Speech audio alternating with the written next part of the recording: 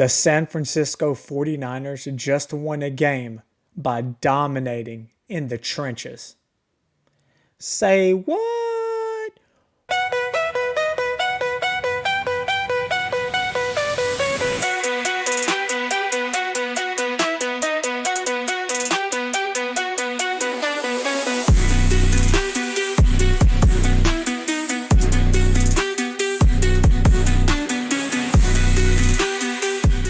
Welcome to the Cayman's Island podcast, where we talk all things San Francisco 49ers. I'm your host, David Cayman, and in today's show, we're going to be highlighting the keys to victory for the 49ers win over the Atlanta Falcons 20-10 at Levi's Stadium.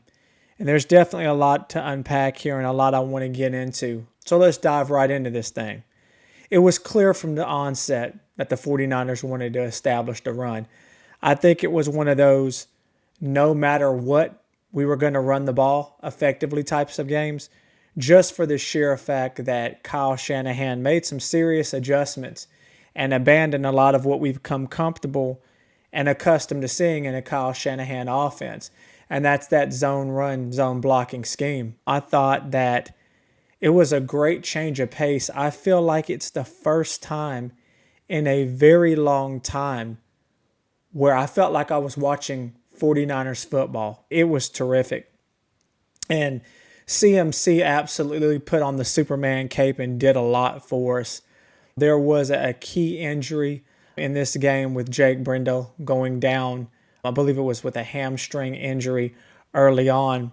And Hennessy came in there and did some great things. It did some really good work, but I think it really all starts with the philosophy change. If you watch the game, there were a few times where, don't get me wrong, George Kittle, just his presence being out there, I thought from a tight end standpoint, across the board, everybody did much better blocking just by George Kittle suiting up and standing out there on the football field.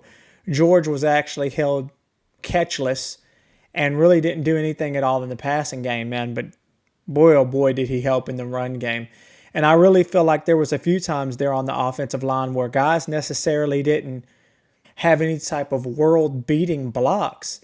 They just got in the way, and CMC, man, in sure CMC fashion, did his thing. I've heard a lot of folks say that they really feel like, wow, Christian McCaffrey appeared to have that quote-unquote burst that he had back in the 2023 season. And guys, and I understand that. I really do.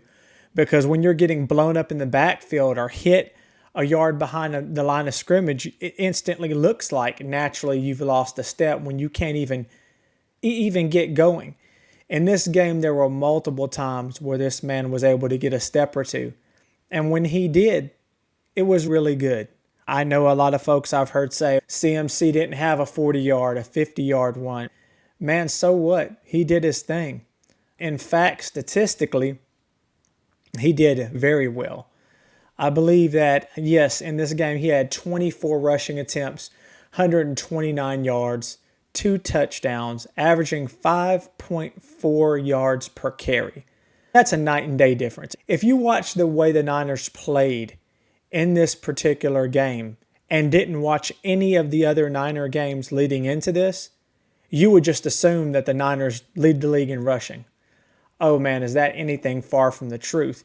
In fact, on the other side of the field, the Atlanta Falcons are the ones that have been leading the NFL in rushing. And I think that's where a lot of eyes were opened. You look at this game and coming into it, and what Bijan Robinson has been able to do, and been able to do consistently. Just what they were able to do on national television against the Bills, who, not saying that the Bills have been crowned, but the Bills are always up there in that conversation for Super Bowl contention. So you look at the Atlanta Falcons on the other side of the ball. You have Bijan Robinson with 14 attempts for only 40 yards. And as a team, only having 62 yards rushing. I can only imagine individuals who are trying to load up their fantasy football teams. I myself had Christian McCaffrey. I drafted my man CMC early in the game with my first pick in several of my leagues, just because I knew that I really felt like he was going to get it going this year. And the focal point of the offense was once again going to run through CMC, which it has, regardless of how many yards the 49ers have been rushing for. It really has started and ended with CMC. And he had a breakout, really explosive game. And I'm super excited and super happy about that. Again, kudos to the line, losing Jake at center and really not missing a beat. The Niners were doing good when Brendel was in there, and the Niners did just fine with Hennessy in there. Do I think that this means that going forward for the remainder of the season, we're never going to see the zone blocking, zone running scheme again? No, that's a staple of Kyle's offense, and I can definitely see that coming back. Now, with the success we had, could we mix this thing up? I think absolutely. You have to understand our next game is against the Houston Texans, and they are absolutely no slouch on defense, as well as no slouch when it comes to making good coaching decisions and coaching adjustments. I am really looking forward to that. This win now brings the Niners to a 5-2 record, which is a real big deal for many ways.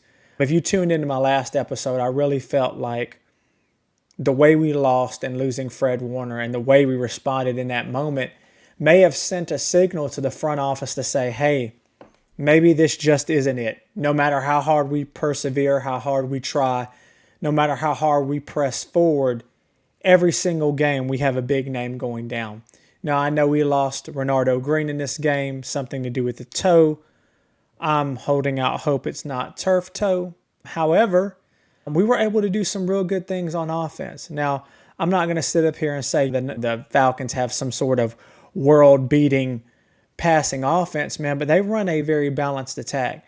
And what we were able to do on defense, especially on the defensive line, the swarm tackling, the bending but not breaking on the back end, and what we were able to do, I was very impressed with the way we're able to generate a pass rush in this game.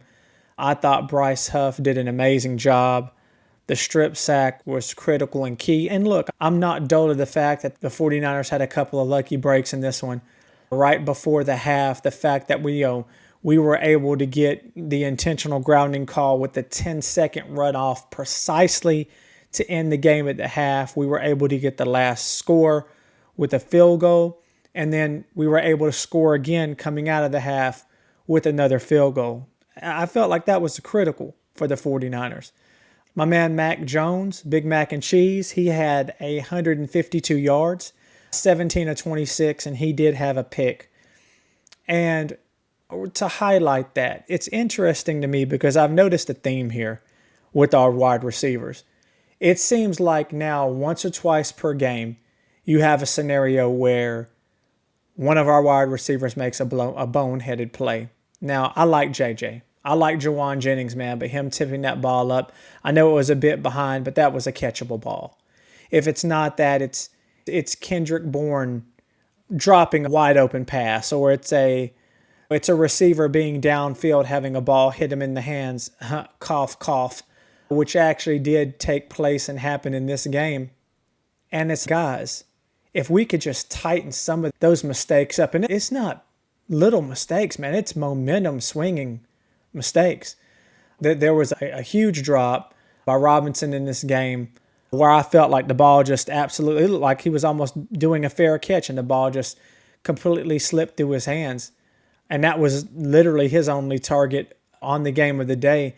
And then, don't get me wrong, Jawan Jennings made some big third down catches, but come on, JJ.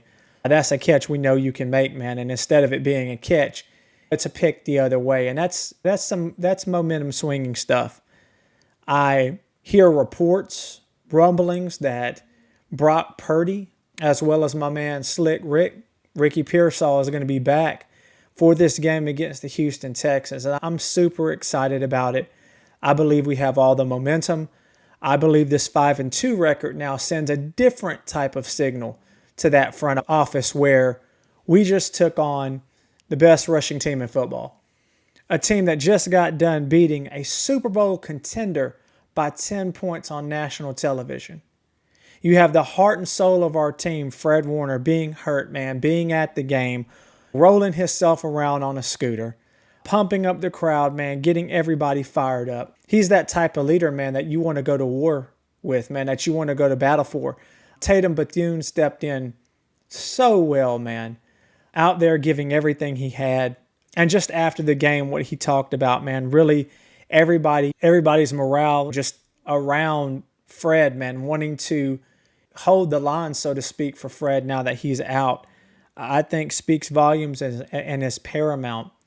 How about my man Chase Lucas, man, on the big fourth down stop, on the big fourth down play? And if we're not careful, we'll lose sight that it was 3rd and 1, the play before that. And we were able to hold up and keep Bijan for no gain to set up that 4th down, man. I really hope that Chase Lucas gets an opportunity to play more. There were multiple times where I felt like, Luter got spun around back there in the secondary. Now, don't get me wrong, he made some good plays too. I'm not going to beat him up. I'm just saying that I would like to see Chase Lucas get an opportunity out there. It seems like it's just, when he's out there, he makes plays. And I think he's deserved some more time out there to be able to make plays. And I'm really excited, looking forward to this Houston game. I know that Houston's offense has struggled, so that may actually give us a bit of a break in that we should be able to have a balanced game. Nick Chubb seems like almost a shadow of himself, as well as that whole offense for Houston really has, I think we've had enough sample size now to see that they have taken a step back. But we'll talk more about the Houston game in the preview show coming on later in the week. Last thing I wanted to mention in this one for sure, because I think that the offense did so well in the run game. Brian Robinson had 9 touches backing up CMC, which was absolutely insane. I think that the front 7 did well. Diamador Lenore continues to impress over there. I thought he got some really cheesy ticky-tack flags thrown against him in this game, which was just silly. We had one special teams incident where we allowed a pretty long return, but what I wanted to get to is that if we're not careful, we're going to lose sight of the real MVP of this team, man. Eddie Money once again, man, making all of his kicks. I wish nothing but Jake Moody the best over there in Chicago, sincerely from the bottom of my heart. I don't want anybody to go out the way he did with his career in San Francisco, man, missing all those kicks, the whole Debo, Tabor Pepper drama, all that junk. Really praying for blessings and success for him over there in Chicago until they play us, of course. But, man, Eddie, Big Money, Pinheiro, man, De Niro Pinheiro, making these kicks week after week, man, making some long kicks, accurate stuff. In all sincerity, I know I joke he's been our MVP, man, but he has really helped stabilize us while we were trying to figure some things out on this injury front, and keeping us absolutely in games, I feel, has been exceptionally paramount. Yeah, so looking forward to the next game, guys. Tell me what you think in the comments. Do you think that there were some other keys to victory or some areas that you think we can improve on? I feel like this has sent a signal, man, to the front office that, hey, this 49ers team can make some noise in the playoffs. My hope is that John Lynch is on the phones right now with teams like the Jets, man, trying to make some trades, get us some help. It never hurts whatsoever. I'll take some O-line backup help, another pass rusher, some additional depth pieces out there at linebacker. This team can make some noise. The core of this team is a veteran core. I know we've got a lot of young guys, but they're out here. Our veterans are out here leading by example. And I feel like with Brock Purdy and Ricky Pearsall coming back, this will be the most complete offensive package of players that we've had out there. So perhaps we can make some noise. Perhaps we can win this division. But like I said, tell me what you guys think in the comments. Is there anything else you feel like I may have missed in this one? As always, if you like what you saw, please remember to like and subscribe. It really helps out the channel. And as always, guys, take care and be blessed.